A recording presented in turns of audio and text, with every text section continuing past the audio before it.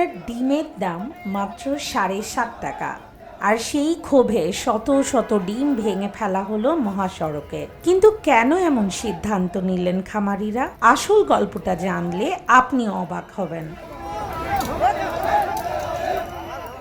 শনিবার গাজীপুরের শ্রীপুরে দেখা গেল এক ব্যতিক্রমী প্রতিবাদ।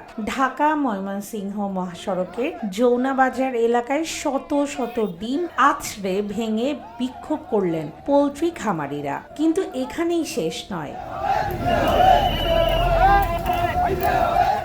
তাদের অভিযোগ, একটি ডিম উৎপাদন করতে খরচ পড়েছে 9 টাকা 80 পয়সা, অথচ পাইকারদের কাছে বিক্রি করতে হচ্ছে মাত্র 7.5 টাকায়। অর্থাৎ প্রতিটি ডিমেই লোকসান। প্রশ্ন হলো, এভাবে একটি খামার কত দিন টিকে থাকতে পারে? আরও অবাক করা তথ্য হলো, শ্রীপুরে প্রতিদিন উৎপাদন হয় প্রায় 13 লাখ ডিম। এই শিল্পের সঙ্গে জড়িত শত শত খামার এবং প্রায় 1000 শ্রমিক। কিন্তু খামারিদের দাবি, লাভ তো দূরের কথা, উৎপাদন খরচই উঠছে না। তাহলে ভোক্তারা অনেক সময় বেশি দামে ডিম কিনছেন কেন? খামারিদের অভিযোগ, এর পেছনে রয়েছে বাজার নিয়ন্ত্রণকারী একটি সিন্ডিকেট। তাদের ভাষায়, কম দামে ডিম কিনে বেশি দামে বিক্রি করে লাভ করছে মধ্যস্থভোগীরা। ফলে ক্ষতিগ্রস্ত হচ্ছে দুই পক্ষই, খামারি ও সাধারণ ক্রেতা।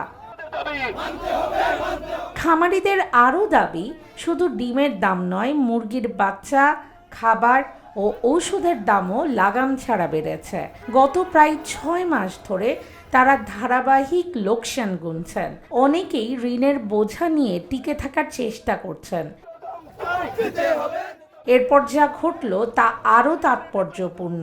খামারিরা স্পষ্ট জানিয়ে দিয়েছেন, দাবি পূরণ না হলে তারা আরও কঠিন কর্মসূচি যাবেন। খামারিরা স্পষ্ট জানিয়ে দিয়েছেন, দাবি পূরণ না হলে তারা আরও কঠোর কর্মসূচিতে যাবেন। তাদের আহ্বান, বাজারে সিন্ডিকেট ভেঙে ন্যায্য মূল্যে নিশ্চিত করতে সরকারের জরুরি হস্তক্ষেপ প্রয়োজন।